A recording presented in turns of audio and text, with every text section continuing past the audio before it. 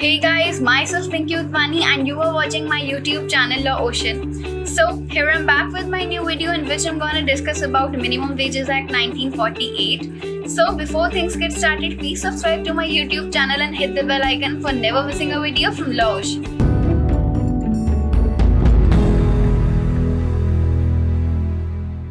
सो इस पार्ट में हम मिनिमम वेजेस एक्ट डिस्कस करेंगे जिसमें सेक्शन 19 to 30A डिस्कस करेंगे. ये वीडियो का पार्ट 2 है. पार्ट फर्स्ट में हम ऑलरेडी सेक्शन 1 to 18 डिस्कस कर चुके हैं. Okay, so first we gonna discuss about section 19. Section 19 basically ये बोलता है कि अप्रोप्रिएट गवर्नमेंट जो होगा by notification in official gazette एक इंस्पेक्टर को अपॉइंट कर देगी जिसको एक लोकल लिमिट्स एक प्रोवाइड कर देगी कि वहाँ पर वो इंस्पेक्टर जो होगा वो अपनी ड्यूटीज करेगा, फुलफिल करेगा. ठीक है, इसमें इनके फंक्शंस क्या होंगे? जो इंस्पेक्टर अपॉइंट किया गया एक लोकल लिमिट में, उस लोकल लिमिट्स में जो एस्टैब्लिशमेंट्स हैं, ठीक है, इंस्पेक्टर जो होता है रीजनेबल आवर्स में उस एस्टैब्लिशमेंट्स में जा सकते हैं. ठीक है, विद असिस्टेंट और विदाउट असिस्टेंट जो भी होगा उनका. ठीक है, वो उधर के उस एस्टैब्लिशमेंट के रजिस्टर और रिकॉर्ड्स को एग्जामिन कर सकते हैं, किसी पर्सन को एग्जामिन कर सकते हैं, किसी पर्सन से इंफॉर्मेशन ले सकते हैं वहाँ पर जो होंगे, जैसे उनका एड्रेस, उनका नेम, वो किसके लिए काम करते हैं, क्या काम करते हैं, उनकी वेजेस क्या हैं, उनकी वेजेस कितनी हैं, कब दी जाती हैं, एक्सेट्रा. ऑल्सो इसमें उनके अगर इंस्पेक्टर को ऐसा लगता है कि एम्प्लॉयर जो है, ठीक है, उसने कोई भी उसने कुछ ऐसा ऑफेंस कमिट करा है, उनको ऐसा डाउट होता है, तो इंस्पेक्टर जो है उनके रिकॉर्ड्स और रजिस्टर्स को सीज कर सकता है. ठीक है, अदर पावर्स जो प्रिस्क्राइब्ड होंगी इस एक्ट में वो भी इंस्पेक्टर की होंगी. इंस्पेक्टर जो होता है वो पब्लिक सर्वेंट होता है अंडर IPC. ठीक है, एज ए पब्लिक सर्वेंट इनको कंसिडर किया गया है. जिस भी पर्सन से वो इन्फॉर्मेशन लेंगे वो पर्सन लीगली बाउंड होगा इन्फॉर्मेशन देने के लिए उस इंस्पेक्टर को under section 175 and 176 of IPC. Next is section 20 that is claims. Claims में appropriate government by notification official gazette एक पर्सन को अपॉइंट कर सकती है, कोई ऐसा कमिश्नर जो कि वर्कमैन कंपनसेशन का हो, कोई ऑफिसर जो कि लेबर कमिश्नर की पावर्स एक्सरसाइज करते हो. ठीक है, और ऑल्सो कोई ऑफिसर जो स्टेट गवर्नमेंट का हो जिसकी रैंक जो है वो लेबर कमिश्नर से बिलो नहीं होनी चाहिए. ठीक है, सिविल कोर्ट का जज. ठीक है, स्टाइपेंडरी मजिस्ट्रेट. एम्प्लॉय जो होता है वो कंप्लेन कर सकता है. ठीक है, वो डायरेक्ट कंप्लेन भी कर सकता है. ठीक है, कोई भी कंप्लेन एम्प्लॉयर के अगेंस्ट हो या अदर कोई कंप्लेन हो, इंस्पेक्टर के थ्रू भी कंप्लेन कर सकते हैं बाय हिमसेल्फ. ठीक है, ऊपर जो जिनको अप्रोप्रिएट गवर्नमेंट असाइन कर रही थी, जिनको वो सिलेक्ट कर रही थी, वो अथॉरिटी हैं. ठीक है, जो डिसाइड करेंगे हमारी पनिशमेंट्स, जो भी इस केसेस में मैटर्स होंगे उन सब से डील करेंगे वो अथॉरिटीज. ठीक है, अब आता है थर्ड पॉइंट जिसमें दोनों एम्प्लॉयर और एम्प्लॉय दोनों को हियरिंग का मौका दिया जाएगा. फिर इंक्वायरी होगी. इंक्वायरी के बाद जो भी एम्प्लॉयर या एम्प्लॉय जो भी गिल्टी होगा दे विल बी हेल्ड लायबल. ठीक है, अगर पेमेंट लेस करी है तो उसकी कंपनसेशन भी देनी पड़ेगी, प्लस जो पेमेंट थी वो भी देनी पड़ेगी. ठीक है, कंपनसेशन जो होगा वो अमाउंट का 10 टाइम एक्सीड नहीं करेगा, 10 टाइम से ज़्यादा. ठीक है, अगर अमाउंट ड्यू है तो वो अमाउंट ड्यू जो होगा वो भी पे करो, प्लस कंपनसेशन भी पे करनी होगी. अगर कोई मैलिशियस या वेक्सेशियस एक्ट किया जाता है, ठीक है, उसकी पेनल्टी लगेगी 50 रुपीज़ से ज़्यादा एक्सीड नहीं करेगी पेनल्टी. अगर अथॉरिटी मजिस्ट्रेट है तो वो ऑर्डर दे सकती है, जो भी ऑर्डर देना होगा, फाइन का, इम्प्रिजनमेंट का या बाकी जो ऑर्डर्स होंगे. ठीक है, अगर अथॉरिटी मजिस्ट्रेट नहीं होगी तो जो अथॉरिटी होगी वो भी उसका डिसीजन भी एज ए मजिस्ट्रेट ही काउंट होगा. ठीक है, ऑल्सो इस सेक्शन में जो भी डिसीजन होगा वो फाइनल डिसीजन होगा.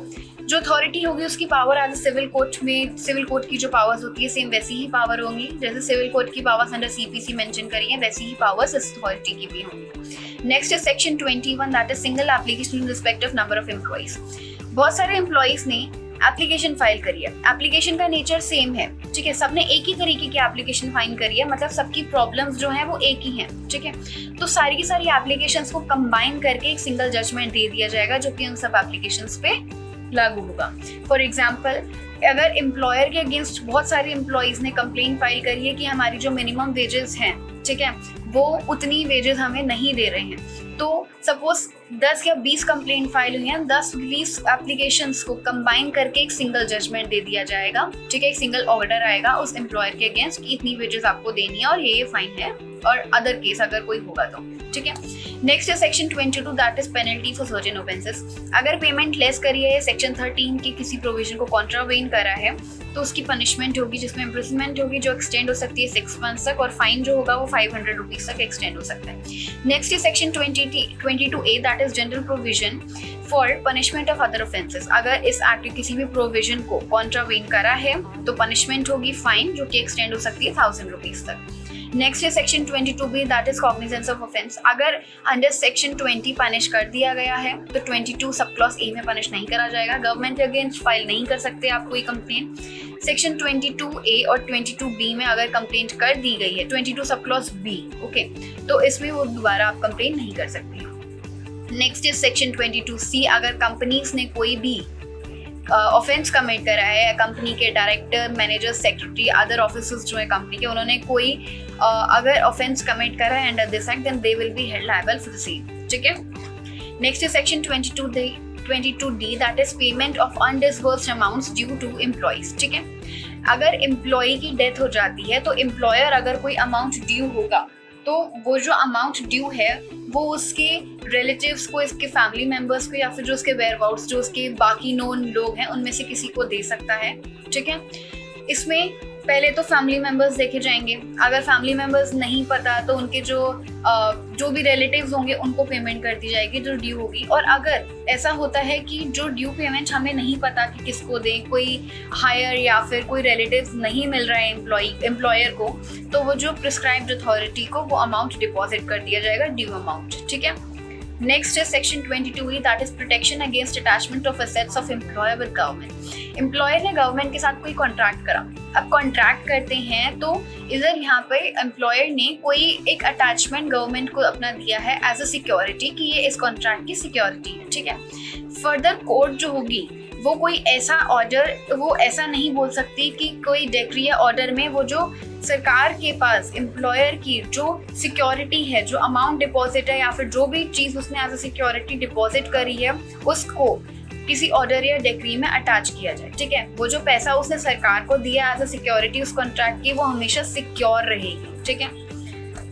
नेक्स्ट है section 23 that is exemption of employer from liability in certain cases. अगर एम्प्लॉयर ने कोई ऑफेंस कमिट करा है अंडर दिस एक्ट तो वो क्या कर सकता है, कोई और पर्सन, ठीक है, कोई अदर पर्सन को वो कोर्ट के सामने ला सकता है कि ये ऑफेंस मैंने कमिट नहीं करा था, ये ऑफेंस इस पर्सन ने कमिट करा है, ठीक है। अगर ये चीज़ प्रूफ हो जाती है कि एम्प्लॉयर ने कमिट नहीं करा, अदर पर्सन जो वहाँ पे कोर्ट के आगे लाया गया है उसने वो ऑफेंस कमिट करा है, तो एम्प्लॉयर जो होगा वो लायबल नहीं होगा, वो पर्सन लायबल होगा।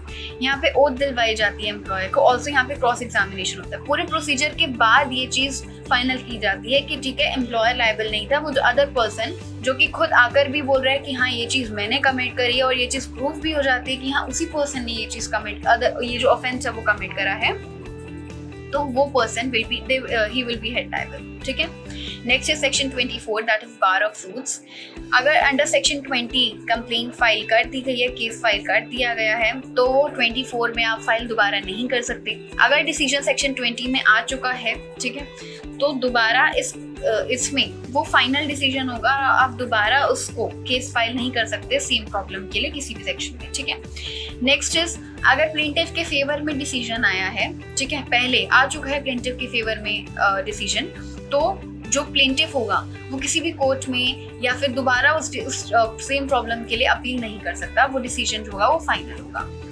Next is section 25 contracting out. अगर कोई कॉन्ट्रैक्ट या अग्रीमेंट करा जाता है, ठीक है, जिसमें एम्प्लॉय ऐसा बोलता है कि मिनिमम वेजेस जो हैं इस एक्ट की वो उस मिनिमम वेजेस एक्ट से कम लेगा, ठीक है। सपोज मिनिमम वेजेस 100 बताई गई हैं और वो उससे कम लेने पर पैसे जो हैं उससे अग्री हो जाता है, तो वो जो कॉन्ट्रैक्ट होगा वो वॉइड और नल होगा, बेशक वो इस एक्ट के आने के पहले किया गया हो या बाद में किया हो, ठीक है। मतलब अगर एम्प्लॉय जो एक मिनिमम वेजेस है उसको लेने से मना कर देता है, उससे कम अमाउंट लेता है जो डिसाइडेड मिनिमम वेजेस है, और ऐसा कॉन्ट्रैक्ट बना लेता है, वो कॉन्ट्रैक्ट नल एंड वॉइड होगा, ओके।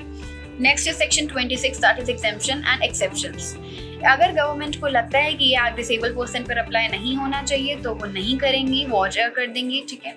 वेजेस जो होंगी इस एक्ट में वो एम्प्लॉयज़ को ही प्रोवाइड किए जाएंगे, उसके फैमिली मेम्बर्स को नहीं प्रोवाइड कर सकती, ना ही उसके फैमिली मेम्बर्स कुछ क्लेम कर सकते हैं उस वेजेस के लिए। अगर गवर्नमेंट को लगता है कि कुछ सर्टेन पीरियड के लिए ये एक्ट अप्लाई नहीं करना है, ठीक है, ये एक्शन एक्ट नहीं करना है, तो वो ऐसा ऑर्डर कर सकती हैं। अगर गवर्नमेंट को लगता है कि कोई एम्प्लॉयज़ जो जिनकी वेजेस की लिमिट्स एक्सीड हो रही हैं, ठीक है, या फिर वो एम्प्लॉयज़ जिनको अब ज़रूरत नहीं है उन वेजेस की, तो वो उनको मिनिमम वेजेस जो हैं वो जो वेजेस हैं वो नहीं दे सकती है, ठीक है। ये सारी की सारी जो ऑर्डर्स है गवर्नमेंट होगी वो एक प्रिस्क्राइब्ड मैनर में करेगी, okay. Next is section 27 that is power of state government to add to schedule. अगर गवर्नमेंट को लगता है कि शेड्यूल में कोई एम्प्लॉयमेंट बाकी ऐड करनी चाहिए, ठीक है, जो ऑलरेडी मेंशन है उनके अलावा अगर उनको लगता है कि और भी एम्प्लॉयमेंट इस शेड्यूल में ऐड करने चाहिए तो वो ऐड कर सकती हैं, उसमें अमेंडमेंट भी कर सकती हैं, ठीक है। ये बाय नोटिफिकेशन ऑफिशियल गैजेट होगा विद इन 3 months, ठीक है। उसके बाद power of central government to give direction. Central government state government को डायरेक्शंस दे सकती हैं, जो भी उनको काम करना है या फिर कुछ पावर्स दे सकती हैं, ठीक है। जो भी डायरेक्शंस देना होगा स्टेट गवर्नमेंट को दे सकती है, स्टेट गवर्नमेंट को फॉलो करना होगा। Next is section 29 that is power of central government to make rules. Central government किस किस चीज़ के रिगार्डिंग रूल्स बना सकती हैं? जो टर्म ऑफ ऑफिस होगा मेंबर्स का, उनकी वोटिंग का मेथड क्या होगा मेंबर्स की, ठीक है। वैकेंसीज जो है, जो वैकेंट सीट्स अवेलेबल होंगी उनको फिल कैसे करना है, ठीक है। ट्रांजैक्शंस जो होंगे बिजनेस रिलेटेड वो कैसे होंगे, ठीक है। इन सब से रिलेटेड जो है गवर्नमेंट रूल्स बना सकती है सेंट्रल गवर्नमेंट, ठीक है। Next is section 30। Section 30 is power of appropriate government to make rules. अब ये क्या क्या कर सकती है? Appropriate government by notification official gazette कुछ रूल्स जो है, कुछ पावर्स उनको दी गई हैं बनाने के लिए, ठीक है। मेंबर्स का टर्म ऑफ ऑफिस डिसाइड करना, ठीक है। बिजनेस किस मैनर में कंडक्ट होगा, वोटिंग कैसे होंगी, वैकेंसीज कैसे फिल करेंगी, ठीक है। वैकेंसीज सब कमिटीज इनकी वैकेंसीज अगर होंगी तो वो किस मैनर में फिल करी जाएंगी, ठीक है। उसके अलावा विटनेस को समन करना है, ठीक है। पेमेंट किस मेथड में होंगी, अगर वेजेस की डिडक्शन करनी है तो वो कैसे करनी है, क्यों करनी है।